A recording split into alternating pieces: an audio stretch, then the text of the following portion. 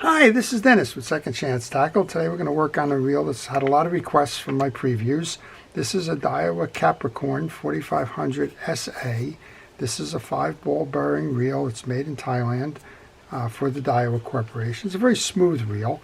And one of the things I would recommend before you take a service on is test the reel completely, just to see if all the features and functions are working before you get started, so that in the event that something is broken, you can focus your attention on that as you go to take that reel apart.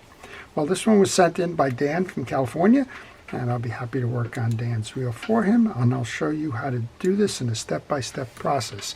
If you like that kind of information, if you like the art of reel repair, if you like the hobby of it and you're trying to learn more about reels, then I would encourage you to subscribe to my channel.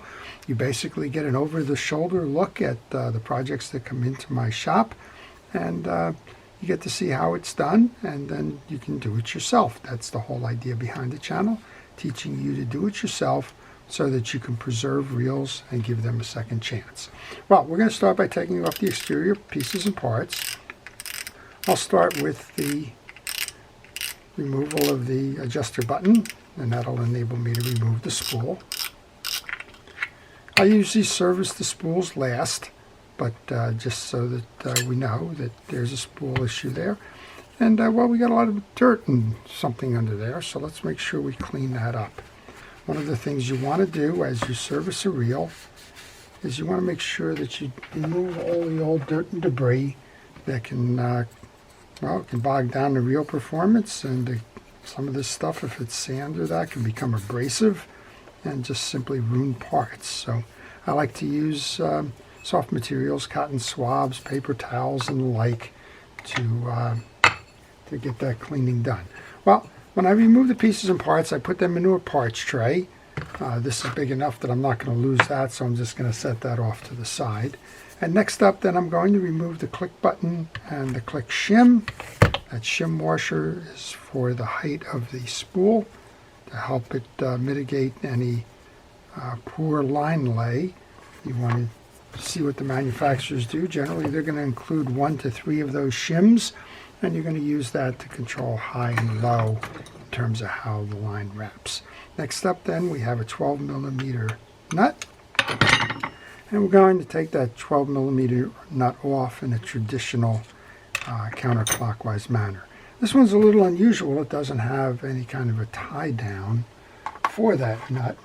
A lot of manufacturers will put a clip or a cover or something in there that will enable them to stop that nut from spinning if it gets caught up in the rotation of the reel. All right, before I remove the rotor, I'm going to just take the handle off. And this is all going to give us access to the lower case. The lower case is going to enable us to service the gears. Basically, a reel service is about cleaning, it's about parts inspection, it's about replacing broken parts, and relubricating the reel, and getting that reel out there fishing again. I removed the handle. When I remove the handle, I like to take that handle screw and just put it right back into the handle so, well, I don't lose it when it comes time to reinstall. And then, as I mentioned, as I take them off, they go into a parts tray. All right, I'm going to remove the rotor now. We'll see what's underneath this. Looks like we have a basic stack here. We also have an anti-reverse override on this one, where if you toggle that switch below, you'll see how the override is accomplished. We're going to check underneath the rotor. This one's nice and clean. This one has a little spring device for the trip mechanism. I'm going to oil that. And I'm going to oil the seams where the bail arms reach the rotor cup, and I'm going to oil the line roller as well. And just work that in back and forth. That'll help you do that. Well, this one hides the screws. On the one side, you have the screw behind the rotor here. The other one, if you remove this plastic jacket, should you need to get to the bail arm, this one's going to have the trip mechanism in it. Also hides the screw for the arm of that rotor. Okay, one of the reasons why you remove that top first is that this case goes under the rotor. So you can't remove the screws and pull it out. This would bump up against the ridge of the rotor underneath. We're going to take off the bump guard now because that's hiding the screw. We're going to work to remove the case then. This one's kind of easy to remember because it's color coded. This one is a gold screw. But I always like to suggest you take pictures when you're taking the reel apart. My pictures are a video, but you can use a cell phone camera, a video camera, a stationary digital camera, whatever you like. But take pictures along the way. That way you won't get confused when you start to see the assembly of the reel coming together and, well, maybe you've forgotten a piece. I'm just looking underneath right now. I wanted to see if this needed to be removed. There's no screw in here, so my guess is it does not need to be removed in order to remove the case. And sure enough, if I'm following the seam of the case, it looks like it does go around it here. When I take those screws out, I want to lay them on my table. I want to make sure that the 3 screws are the same. And if they're not the same, and Daiwa has a habit of doing this, but if they're not the same, I do want to note where the short one is, or the long one, depending on what's not the same about it. For example, right here, the short one belongs in this corner, and the long one belongs over here. And it looks like we have 3 different ones, because I think the screw head on this one is shorter, or smaller, kind of get concealed behind there. So again, you just want to note, I think those 2 are probably the same. Yeah, those 2. So these 2 corner screws are the same, that one's longer. And then once I do that, I'm going to put that into my parts tray so that I don't knock it off as I go about continuing the repair. All right, this should just come out now. Just want to make sure that there's nothing else holding it in the way.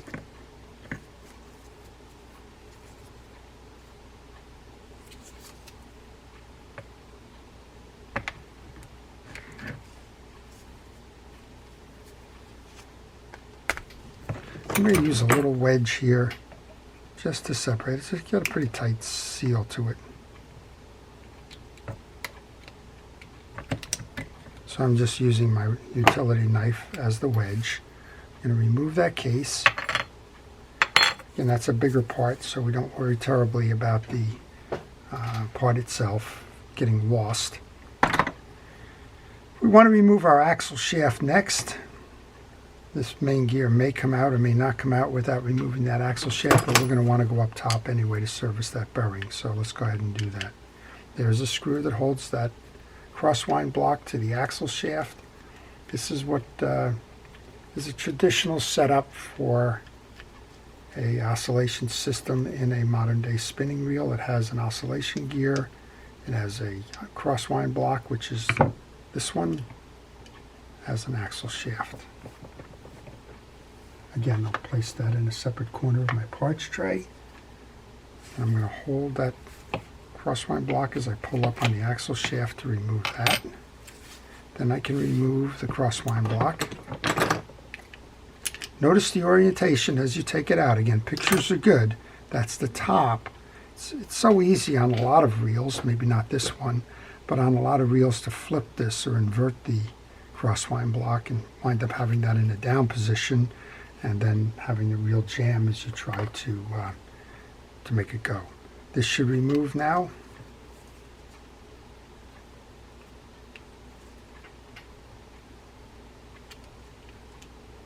Interestingly enough, it doesn't remove. There's a spring.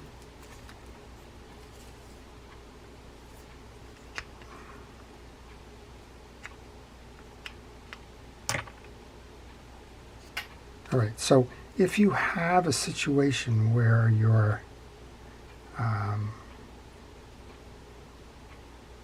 looking for the V-shaped spring, that goes here. And I think that probably is the only retention in this whole lever here. So let's see if we can't get that spring out. Be careful, it is a spring and it will shoot. Notice that it has an extended side on the one side that's going to be towards the back end of this. Well, that should pull out now. Now you can remove the main gear.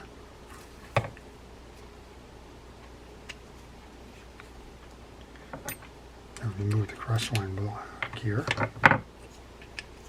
Now the main gear. And now we have our pinion gear set up above. So I'm going to wipe these down, get them cleaned. And while I do that, I'll encourage you to ask questions. If you have questions about this reel or any reel, leave them in the comments section. And I try to answer those questions in the morning. One of the least efficient ways of getting me to answer a question is leaving a phone mail. I do apologize for that, but I'm mostly in my shop and I can't answer the phone while I'm doing videos and other types of repairs. So I would just simply encourage you to go ahead and leave the question in the comments section. All right, you have to be careful with this one now. We have an override that generally runs on a spring. We're going to see. Take a picture here. Notice that you have a triangular section. Your stud comes out the back for the override. We have our pinion gear, which is actually falling through now. I guess that's okay. Hold it up. Bearing on top, bearing on the bottom. Anti-reverse clutch in the middle. And I'm not familiar with this. I printed the darn schematic out and then I left it on the printer before I started this video. So if I need to, I will go back and get that schematic as a point of reference. I'm always curious about these because sometimes there's springs in here. And if there's springs, well, you just got to watch out that if they go flying, you can identify them. Those 3 screws are the same. I'm actually going to leave those right on the top of my desk because those internal parts are going to be the first back in. This whole assembly should lift out now. It does. And this is a good place to take a picture. We have a, it looks like a bearing cup. Yep, bearing cup below. Let's take these off part by part in case you did. Here's your top. Then we have a carrier with a bearing in it. Then we have our anti-reverse clutch assembly. Then we have the collar. And I'm trying to figure out, this has kind of left me speechless here. I'm trying to find out if this race is metal. I think it is. Feels like it. Or if that bearing was a plastic bearing for some reason. It looks to be metal. And I'm going to oil that bearing. I want to clean the casing, the inner guide for that anti-reverse clutch. Then my anti-reverse clutch goes in. Just make sure it's clean. You do not oil the anti-reverse clutch. This is a friction-driven device, and that friction-driven device does not require and actually can have an adverse effect on it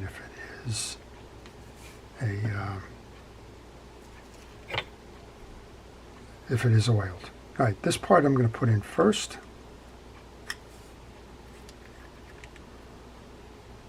Because the next one actually requires you to put the cap in to the 2 slots here. So this is the cap. And I'm just going to go into the 2 slots on the side.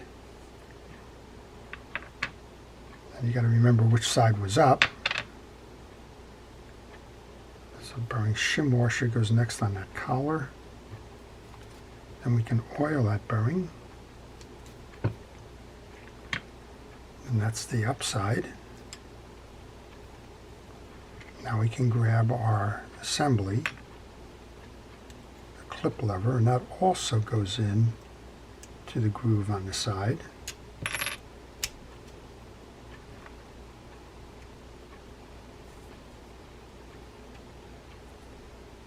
And then you simply need to align the holes so that you can put the screws back in. And go ahead and grab those screws.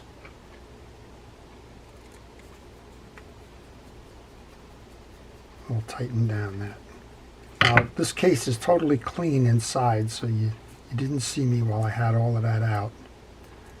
going mopping up the old greases and dirts. There's nothing inside this reel to be mopped up. That's good. That's generally a sign of a good practice there with the manufacturers, keeping that case pretty tight or watertight, or the angler simply didn't get it into the sand, dirt, etc. Okay, that's your top. Before you go any further, give it a ride. Make sure that it's working, which it is. Now we're going to grease the bottom of the pinion gear. You could have done that before while we had it out. And use fishing reel grease when you do this, please. Do not use general household greases or the like. They're just simply not going to have the same effect as fishing reel grease.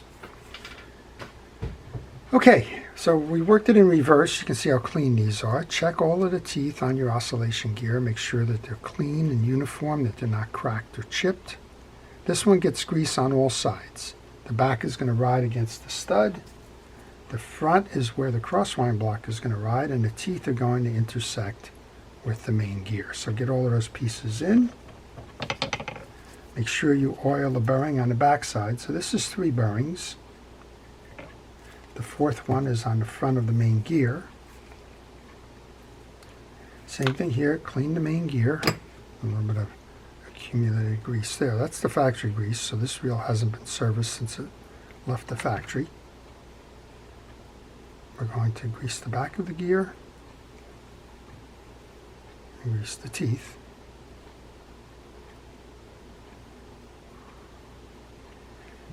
And then we can insert that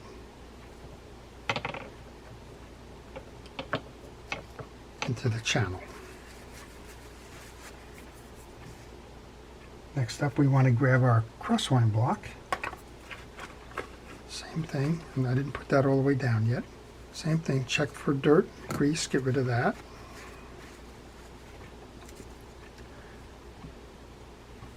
Your grease, I use a brush. Grease into that slot and onto the back face of it. Put the stud for that in the down position, all the way towards the bottom of the case, and then make sure it's properly seated before you take the next step. The next step would be to take our main gear, put that in, and then we can put our axle shaft back in. And now you need to merge that axle shaft through the hole up top and into the little slot there for it, just like that. When you do that, that slot on that axle shaft is going to align. Go ahead and take your clip. Again, this clip has a right angle on it. That right angle belongs on this side. And push it down. And remember that it is a spring and it can shoot out. There's nothing that holds that now other than the side case. So just be careful as you work the rest of it, particularly if you go to move this to one position or the other. I'm going to pull that bearing off just because I see a little bit of grease behind it on the main gear. This looks like this appears to be a sealed bearing. Well, one side's sealed or shielded. I'm going to put our oil on there. Bring this back into play. Set that crosswind block up. It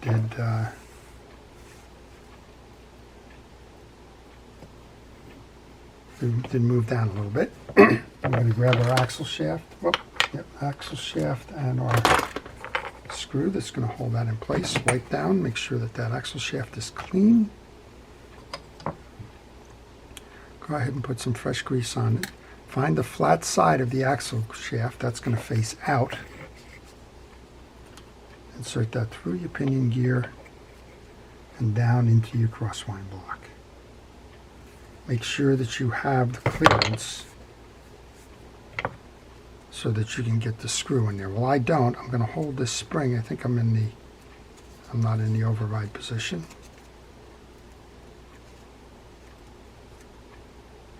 So again, I'm holding that spring because I moved that crosswind block arm. I didn't want that to shoot. going to take our block screw then.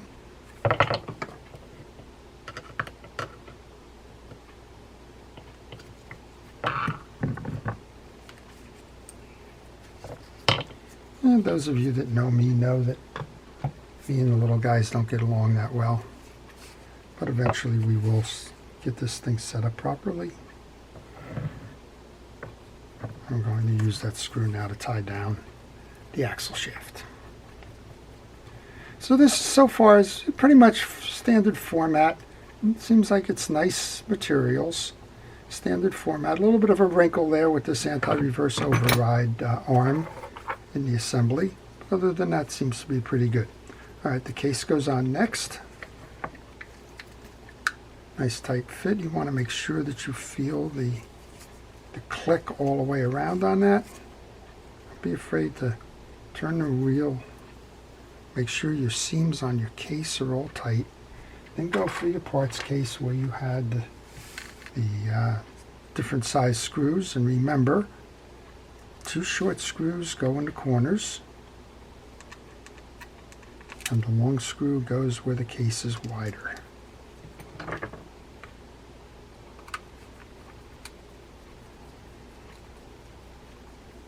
Overall, this is a nice reel. I should have looked up the base price on the reel. I didn't. My apologies. I'd like to learn a little bit more about them. But the Daiwa Capricorn 4500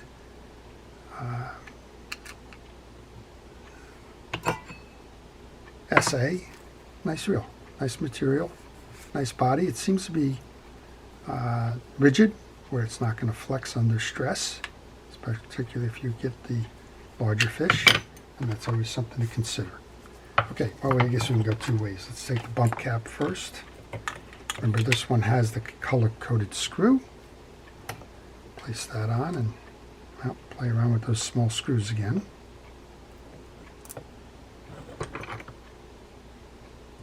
That bump guard is there so you don't injure the body of the reel.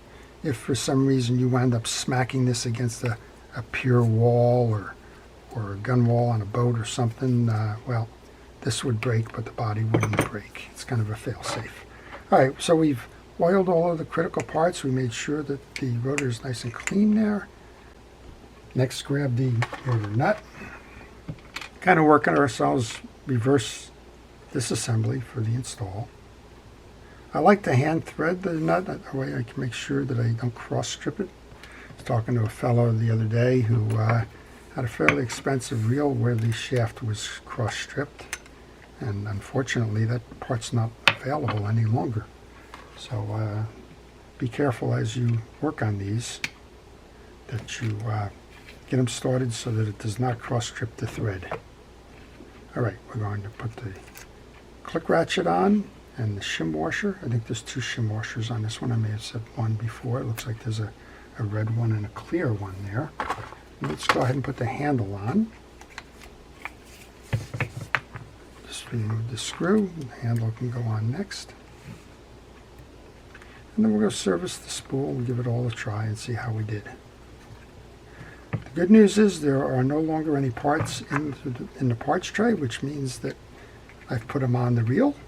That's always good. Whether I put them on the reel in the right place, well, we're only going to find out. As I mentioned, sometimes if you don't note the orientation of a part, you can get in trouble with that. Well, I just dropped the adjust button.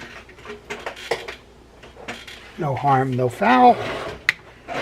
There's a star clip that's holding this in. So I'm going to just grab a pick, hold my finger on that star clip so I don't shoot it. It is a spring. And then once I can grab it, hold it that way. Curious on this one, a lot of times Daiwa's been using the felt washers. I'm not quite sure what's in this one. But we have some fabric washers. That's all good. Oh, actually, I think they're just dark felt. All right. I'm going to clear the cavity out of that. Nothing wrong with felt washers, but if you find you're tearing them up, maybe the fishing you're doing, you're just running into a lot of fighting fish and it's tearing up your drags, you can replace those with similar size Carbon Tex washers. Let me lay this out for you in terms of how this drag stack goes. So this is from bottom to top, I guess. You're going to start with one of those felt washers. Then you have what's called a keyed washer. It's a round washer on the outside with a rectangle on the inside. Then you're going to have another felt washer. Then you're going to have what's called an eared washer, circular in the center, 2 points on it. Last of the felt washers, second of those keyed washers. That's the alternating sense. So that's what we're going to do now. We'll put the first one in. I oil felt washers. I don't grease them. You want to keep the washers flexible. That's the whole idea there. First of the keyed washers. Next of the felts.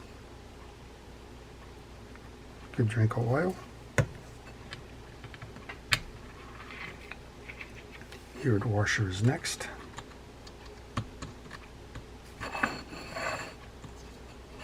Next of the felts, last of the felts, last of the keyed washers. We're going to go grab that clip. There's a ridge, an indentation throughout that entire spool there.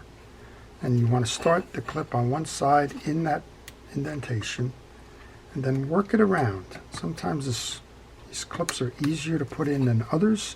Sometimes you can do it with finger pressure. Sometimes it requires a little bit more. But in that case, I was able to walk that one around completely and easily. All right, spool goes on. The spool adjuster goes on. We're going to tighten this down for the purpose of testing to make sure that the drag washers are holding right. They are. Then we're going to back it off because you don't want to squeeze that oil out or keep the pressure on it like it's in a vise. It will only affect the performance of it. Okay, so let's just do a quick review of what we did. We took the wheel completely apart. That included taking the spool apart. We removed the rotor. We oiled the seams of the rotor and the roller guide there, which more likely is the 5th bearing. Could be in the handle, not sure. Took the stack off the top, which had 2 bearings in it and an anti-reverse clutch. Removed the insides of the reel. That had a bearing on each side of the main gear, which was oiled. Cleaned everything up. We greased the teeth on the main gear, the oscillation gear, and the crosswind blocks groove. We removed that override switch so that we could remove all those other pieces, and we reassembled it kind of in the reverse order. So let's see how we did. That's a nice smooth operating reel. And we'll test to make sure all the functions are there. Do we have an anti-reverse? Well, remember, we left it in the override position to put the case on. Let's make sure, yep, we have the anti-reverse when we flip that switch. That's one of the simpler anti-reverse switch overrides on this. I think a lot of folks would agree that they like to see the ones with the instant anti-reverse have an override. That's a feature that's been eliminated in an awful lot of reels. All right, well, we're just using the towel to clean this up, get this back to Dan, and that's kind of how the reel is put together after servicing. I hope you've enjoyed that, and I hope that it's taught you something along the way about how to service fishing reels in general and the Capricorn 4500 SA in particular. To all of our first responders and essential personnel, thank you for everything it is that you do. To everyone, please stay safe, stay well, and stay watching. This is Dennis with Second Chance Tackle. Have a great day.